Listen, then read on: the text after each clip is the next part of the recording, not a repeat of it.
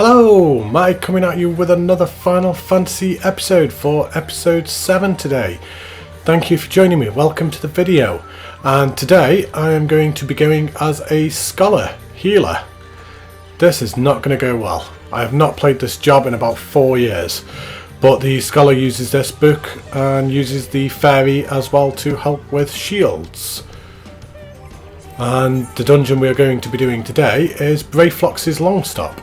So after a tiring journey across Eorzea, it is deep within the quiet jungles of Raincatcher Gully, where the charismatic and enterprising young goblin Brayflox Alltalks chooses to build her tiny empire.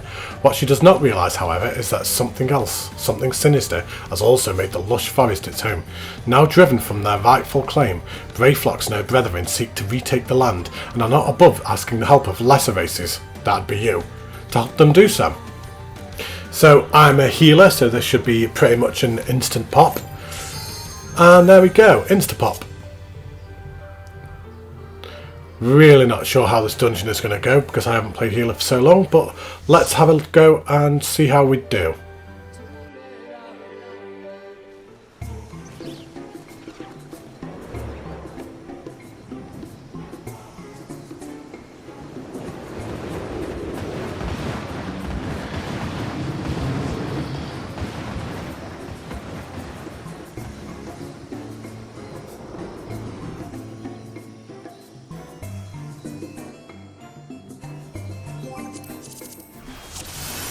So again, just posting that macro for people. I've yet to have anybody who say that they don't wish to be in a video. But here we go. So at the moment, I'm not even sure what it is that half of these buttons do. So I was just having a quick look. So I've got Ruin, which the Summoner also has as well. So I'm aware that that is a DPS move. And I've also got Bio as well, which puts a dot on the enemies. And then I've got Physic, which heals the tank. And I've also got Aldequin, which I did not know what Aldequin did. I couldn't actually remember. So I had to ask my wife as we were going through this dungeon what Aldequin did, and she told me it just puts a shield on and a small heal as well.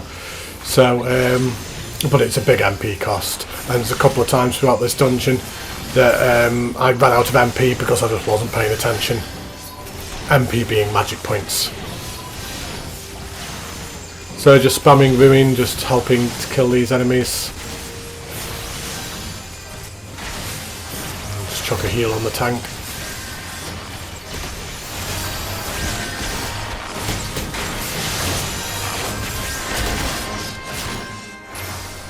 So it was at this point I'd just asked my wife what Aldequin did, and she told me to put a shield on, so I start putting shield on as we go through. But the fairy does a lot of the healing as well, so you don't need to focus too much with a Scholor, because the fairy will actually heal for you as well.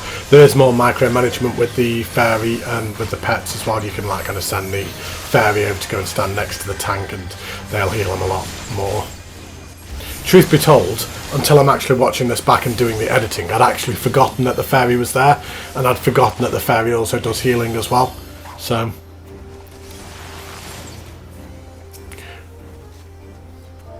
but just saying what my YouTube channel is. My kind of thinking was, because originally I did hide the chat, but I kind of thought that people might like to be involved in it, and rather than like automatically assume that people don't want to be involved, I thought if I created the macro saying to people, I mean, people by all means can say that they don't wish to be in a video, but other people might actually wish to be in a video, and they might also want to see it as well. So that's partly why I did the macro, and a little bit of plugging as well, not gonna lie. But here we go, going into the first boss. So just chuck a shield on the tank before he runs in. And then just start helping to spam these enemies down. Nothing really to this boss, to be honest. So we'll just nuke him down.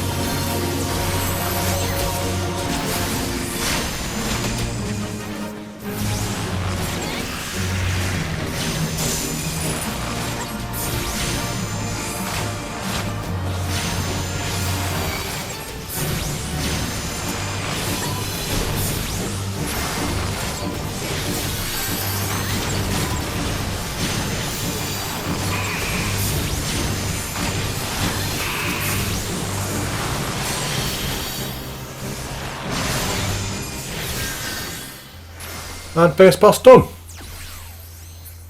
It's quite a pretty dungeon, this one. It's by far the most colourful dungeon we've done thus far in the series.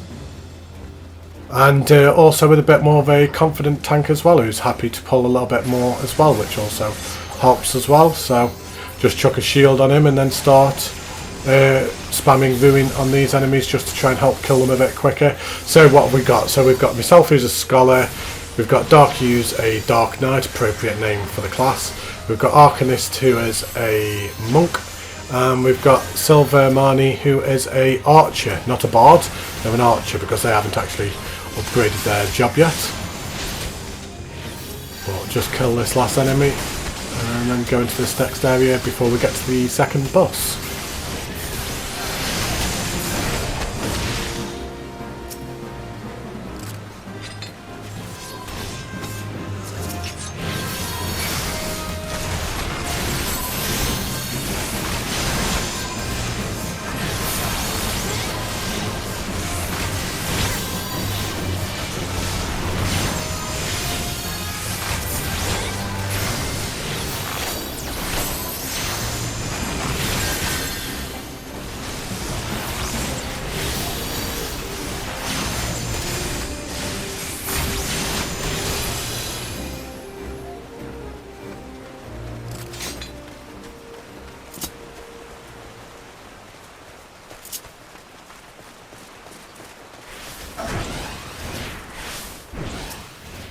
So coming into the second boss, I always found this one a bit long-winded, if honest. I kind of think that they could probably just take the health of this boss down just a fraction, because it's easy and it's just to pretty much just stand there and nuke him. And I just always thought that this boss always took a while. He spawns an ad and makes himself, I can't remember if he makes himself invincible or not till the ad is dead. I don't think he does, but you're supposed to kill the ad before going back to the boss, but for some reason this party chose not to and killed the boss first. I don't know if that was maybe a factor of it. I don't know if the boss like kind of has an extra defense when the ad is out or not, I'm not sure, but yeah, I was just focusing on the ad, to be honest, just making sure to throw in some heals on the tank as well. And I'd run out of MP and then very quickly realised I didn't have the action on my hotbar that actually allows me to get MP back again. So lucid dreaming, which regenerates your MP, I didn't even have it on my hotbar, so I just very quickly put that on in a state of panic, but turns out it was fine because the tank was absolutely fine. I think that's the first of maybe 2 or 3 times I've run out of MP this dungeon. I just really wasn't paying attention at all, if honest, and I wasn't paying attention to the fact that Aldequin takes up 1000 MP, so that also doesn't help as well. But yeah, they've killed the boss, and now just kill this ad before carrying on.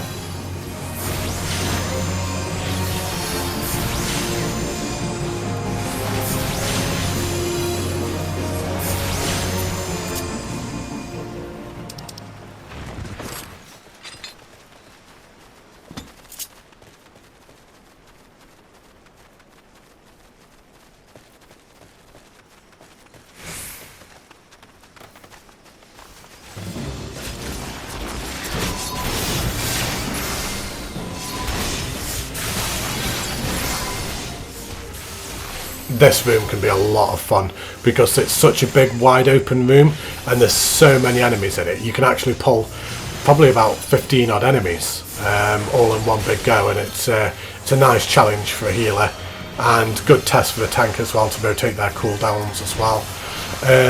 I'm kind of glad that the tank chose not to do it this dungeon because I'm so unfamiliar with Scholor. I'm just like kind of just getting back into the swing. I'm doing the basics, just keeping him alive, but that is pretty much about it.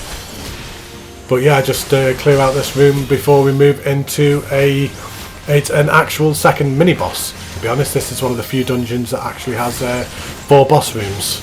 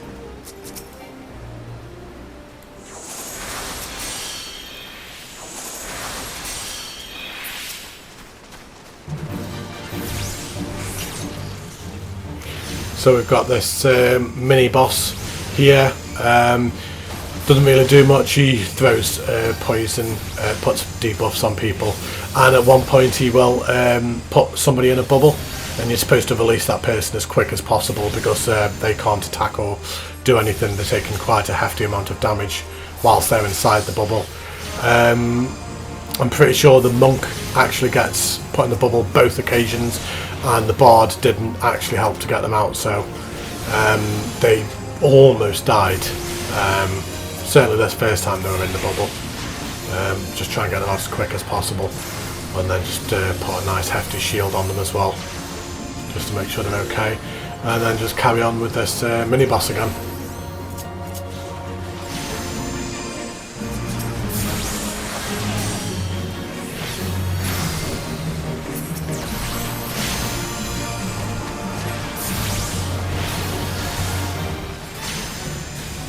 So we've got the monk back in the bubble again, just freeing him. And then just as this mini boss is about to die, we have a little helper who comes in and eats him. And this dragon is actually the final boss of the dungeon, so we do a little bit of damage to him here, and then he flies off, and then we face him shortly for the final boss. So just run up, open this gate, and then go up, kill a couple of enemies and go up to the final boss.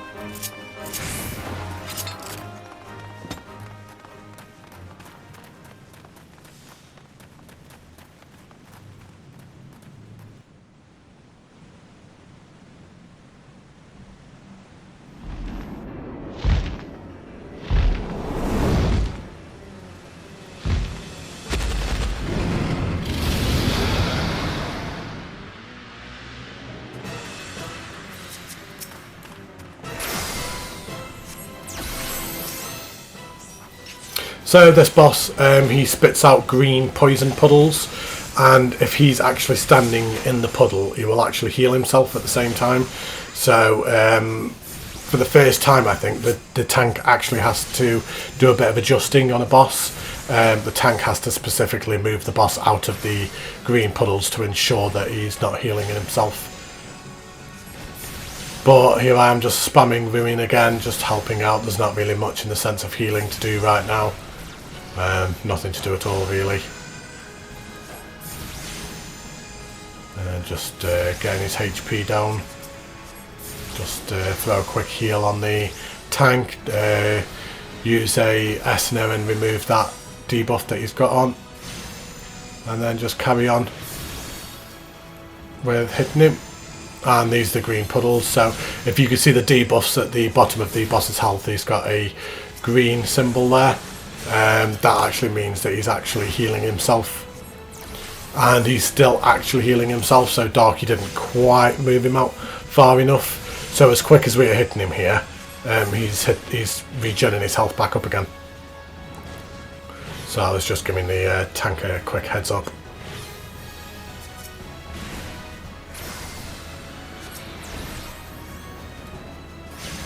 But a nice easy boss, nothing too taxing, providing the tank moves him out of the green and make sure he stays out of the green. It's relatively easy. So he was just healing himself again there.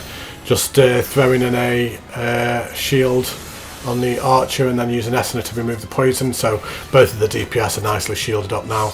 I ran out of MP again. So I just used Lucid Dreaming just to boost my MP back up and throw a heal on the tank. And then just start nuking the dragon down till he's dead.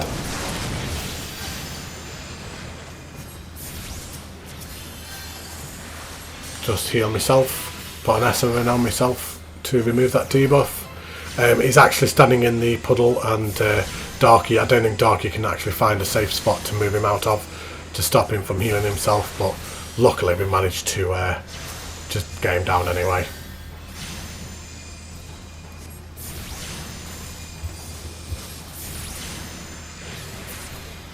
And there we go, another dungeon done. Nice and easy, not too bad at all.